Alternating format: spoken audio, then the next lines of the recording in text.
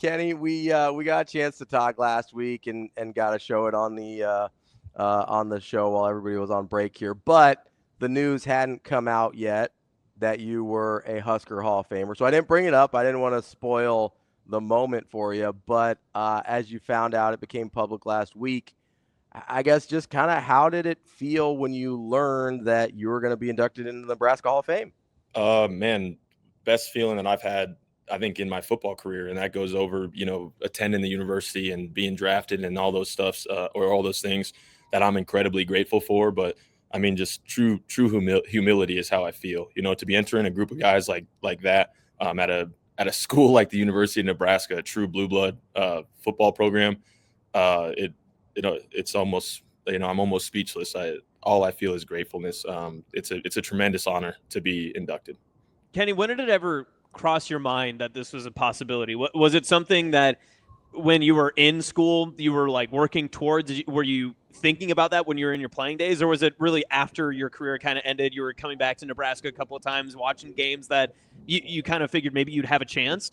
Yeah, that's actually, now that you say it, I hadn't thought about it nearly as much until the past year or two, I'd say, because I was entering. I'm not sure what the stipulations or the rules are to get in. I think it's probably 10 years, a decade after you stopped playing. I'd have to look into that more. I was so excited I didn't really ask any questions. At the time, I certainly didn't think about it while we were playing. I can assure you that my senior year, I think when we were playing Rutgers, I think I broke the receptions record, and Amir Abdullah broke I think all-time yards record. We both had no idea that those were even on the table. So, and then the next week, I think I broke the record for Wisconsin. Again, had no clue that we were working towards those things. I knew we were putting together good careers, obviously. But no, it's not something that I had really thought about until I started seeing my buddies get inducted, right? Like last year, I think Taylor and Rex got inducted, which are tremendously deserving, tremendous players.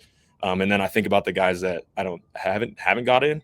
I mean, there's some guys that are fantastic players. Amir Abdullah, Levante David. I think of a ton of guys that I played with, and that's just in my 4 or 5 years, right?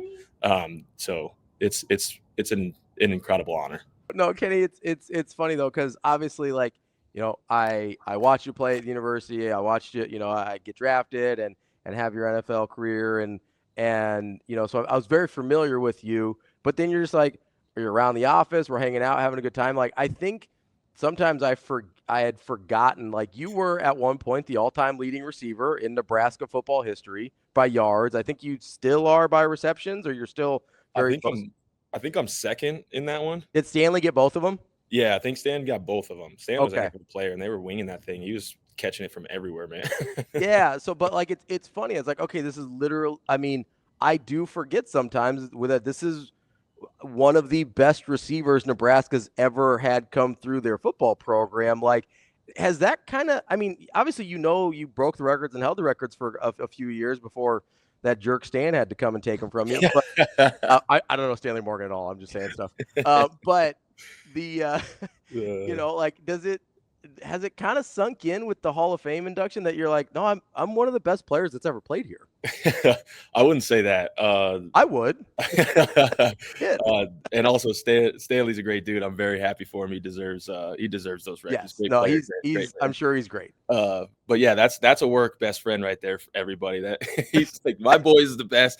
That other guy's a jerk.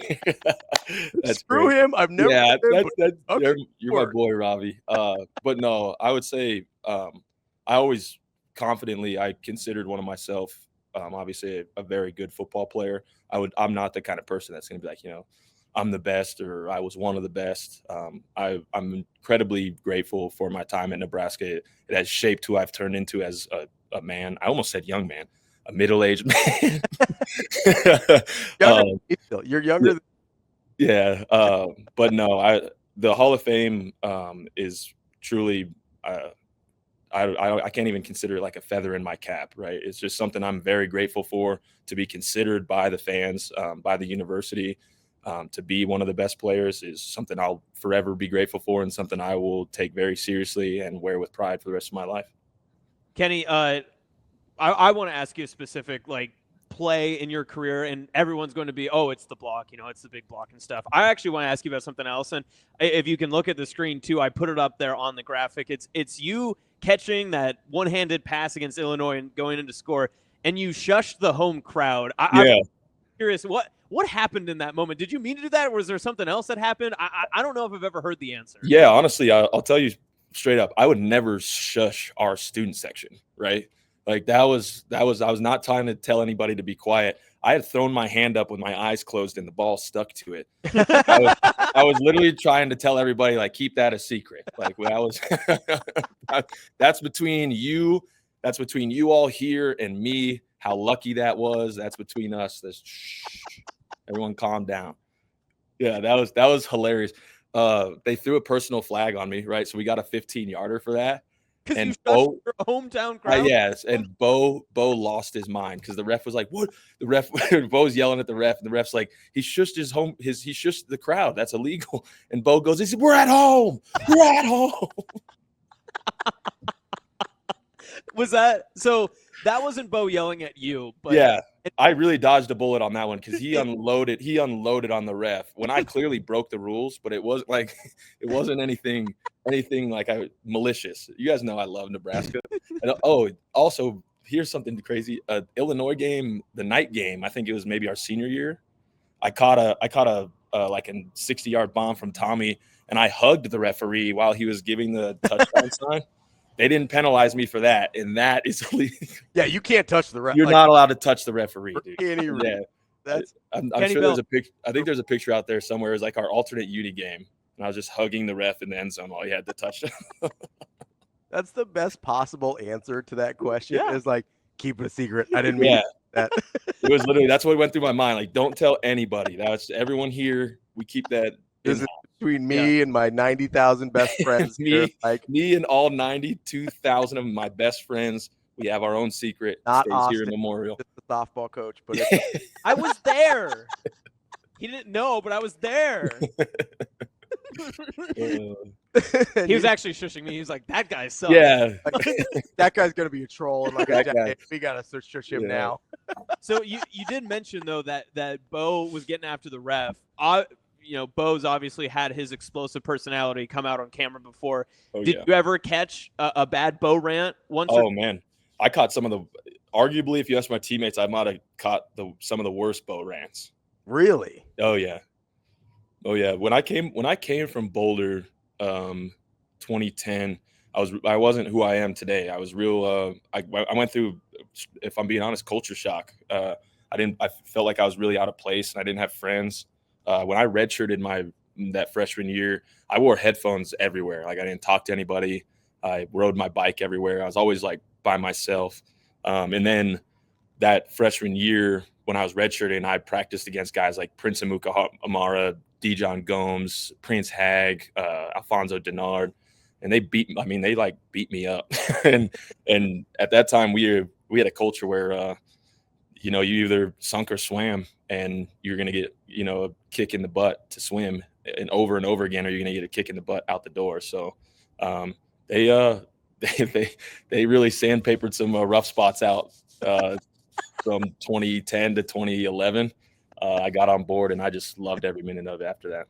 So you mentioned that group that you were practicing it as a redshirt. Like, how much? I mean, maybe this is a dumb question, but like, how much do you think that formed you? Not just from a personality-wise, but as a football player, you're literally as a redshirt practicing against a full-ass NFL secondary. Yeah, I mean, there was All-Americans, starters in the NFL, Super Bowl winners. First rounders. So for me, if anybody ever asked me that, just talk to me personally. My most important year of football was 2010 to 2011. It was when I developed the most. It's when I learned what it actually takes to be successful at that level, and I got to see day in and day out what competition would be like. For the rest of my career. So it was by far the most formative year for me at Nebraska. And that's why I got to come in and play the ball that I did, right? I've set a few records there, but the one I'm certainly most proud of is that I've had the most starts, the most minutes, the most downs played by Husker football player. So really that year in 2010 prepared me for my career, and there's no question. Guys like Prince Amukamara, Founzo Denard, Prince Hag, DJ Gomes. I mean, the list goes on and on from the secondary, from that like 09 to 2012 guys who just dogs. So a big shout out to those guys, because my career would never have taken off without them. Kenny, I know you just mentioned a lot of guys there, but you played a great career with a lot of great Huskers that I'm sure a lot of people would love to have on the teams coming up, and especially this season. You're a Hall of Famer, but who's maybe a Hall of Fame teammate that maybe doesn't get the love or doesn't have maybe the huge, numbers, the numbers, or like the biggest publicity or something like that was like critical behind the scenes, especially in that locker room? I mean, the first person I think about is Amir Abdullah. Like, obviously, Amir, in my humble opinion, in that span, right, Amir might have been the best running back we had, and we had Roy Halou, then followed by Rex Burkhead, then followed by Amir Abdullah. Mm-hmm. So I think during that era, I mean, Nebraska loves Rex Burkhead, and I'll never take that. Yeah. That's not a hill I'm going to die on, right? That Rex versus Amir, like, that's not where I'm going with this. But certainly a guy that I think deserves a lot more recognition from our years is Amir. I mean, that dude is a monster, and he's still in the NFL. I think it's year 11. So number 8 was incredible. If you want to dive a little bit deeper than that, you're thinking? Yeah. Like, I'd love to hear someone like in that receiver room, or someone you had to go up against that, was just all personality. And obviously Josh Mitchell. I mean, Josh Mitchell was a captain on our team. Him and I, like, you want to talk about one of my best friends to this day. Same with Amir. But Josh Mitchell and I would fist fight probably 2 or 3 times a week. Him and I were always fighting. So it was, but also that's why we were the competitors that we were. Jay Mitch tried to fight the entire Miami Hurricanes football team, starting with their left tackle. And Jay Mitch is like 5'10", 160. He's like, I'm gonna start with the big ones. Go work. Chop them down at the knees and go from there. Oh man. I think a lot of people in the state of Nebraska would have wanted to fight the entire Miami Hurricanes football team at different points. My goodness, what a night that was. You want to talk? I think as far as most memorable games in Lincoln, that 2014 Miami game was insane. Mm-hmm. I haven't heard. The only other time I had heard the stadium comparable to that was last year with CU. Yeah, man, were we ready to get after CU last year? Absolutely. So, obviously, I got to ask, I've always wondered this. Obviously, one of your most famous plays is the block against Wisconsin, right? Does it ever bother you that one of the things that so many people know you for, if they just had to boil it down to one moment, is A, came in a loss, and B, on a play that didn't end up counting? Yeah. What I think the most thing that bothers me about is that we just got smothered during that game, right? Yeah. So yeah. Like the very first thing is like, oh, well, the score. It's like, the score. It was a beatdown, and that was very unenjoyable. There's no ifs, ands, or buts. But I have no qualms with my people knowing my football play by how I laid a block, because for sure. it's very on character. I'm not sitting here pretending like I was the kind of guy that just got 20 targets and caught 18 balls a game. That was not how we played ball. I'd get 5 to 6 targets and get 4 or 5 catches for my little, 60 to maybe 100 for a touchdown. And then I'd get to block for guys like Amir, Rex, and Roy for the entire game. And at that time in our room, we had the Perimeter Warrior Award. So who could get the most blocks, most knockdowns, all that kind of stuff. We were out there competing as like we were playing tight ends. So it didn't bother us at all. If you don't block, you can't get the rock. So let me ask you this. What is the play that you remember the most? Like, what's the one that sticks out to you that you're like, oh man, that happened in a great game? And like, I definitely have one. I remember like it's yesterday. It was Penn State in 2013 when we were there. And we were playing that snow game, and we were down. I think it was 13-7 in the third quarter, and I caught one. It was awesome. We were on a TV timeout, and they were playing Sweet Caroline. And if you're at Penn State and it's a whiteout and it's snowing, it's loud down at that stadium. I mean, and I'm standing in the end zone and I'm looking up and I'm singing and nodding my head, and then the whistle blows and they kick it, and I caught it at the 1 and took it to the house, jumped over the kicker. We ended up winning that one in OT, and that's certainly the one that I remember the most. Just aesthetically looking around in a whiteout, I'm on the field at Happy Valley. It's moments like that. You take a deep breath and thank your hard work that you got to arrive at moments like that. Something Amir Abdul and I did every game our senior year when we all came out of the tunnel. Every single stadium we'd go to the 50-yard line, just look around, take a deep breath, shake hands, and let's go to work. Because like you want to live in that moment and be excited about it and appreciate it, but you also have a job to do and you need to focus. So we would try and do that at the beginning of the game so we didn't catch ourselves doing it when Wisconsin's doing jump around. Yeah.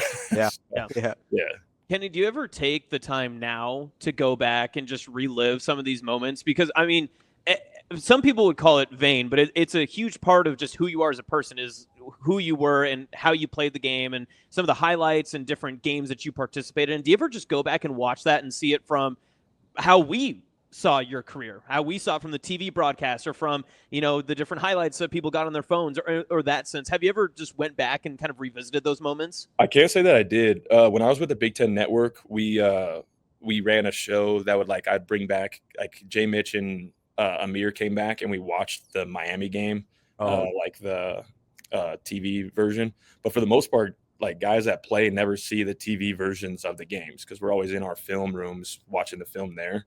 So I can't say that I go back and watch much. I'm very grateful though, because social media like Twitter, guys will post will post my highlights and tag me in it. so those are always dope. So last week when the announcement came out that Hall of Fame, I saw a lot of highlight videos. Oh yeah, I had never seen before. So shout out to anybody on social media that makes those. I definitely watch them. I appreciate you. How many times a year do you get tagged in the block? A year or a week? Okay. Let's do a week then. Yeah, I'd say weekly. Do you always? It honestly surprises me how many people tag me in it or mention it or when a big hits compilation comes out on social media and if I'm not in it, people will just tag my name at Afro Thunder. It's dang sweet. Put some respect on my guy's name. Yeah, that's sweet. All right, so we got to get into the real important stuff here. So in terms of athletic accomplishments, I know it's probably really, really close, but where would you put our season with Hurrdat Sports softball compared to your Hall of Fame Nebraska career? Why are we doing this? Wow. Man, that's tough. Season's over yet, so we tomato, right? It's hard to decide. There's so much talent up and down that roster.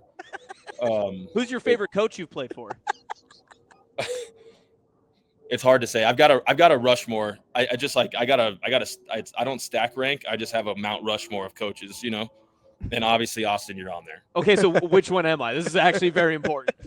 I'm going to avoid that question right now. So I got Jefferson.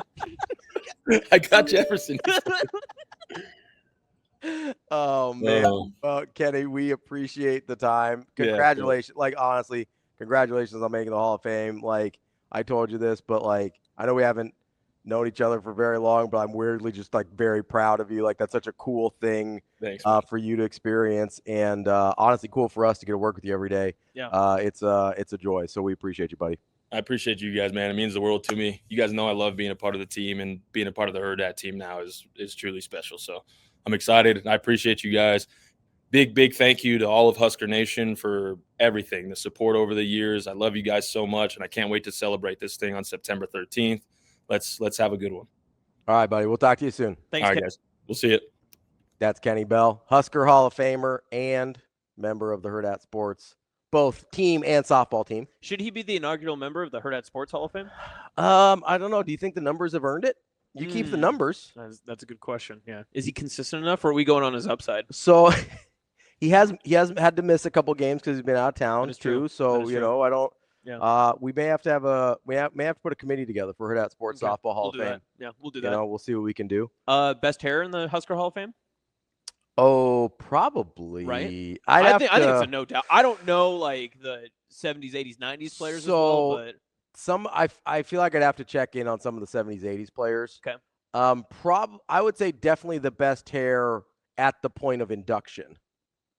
Yes. Like during their Yes. career, I don't know. Like I'd have Yeah.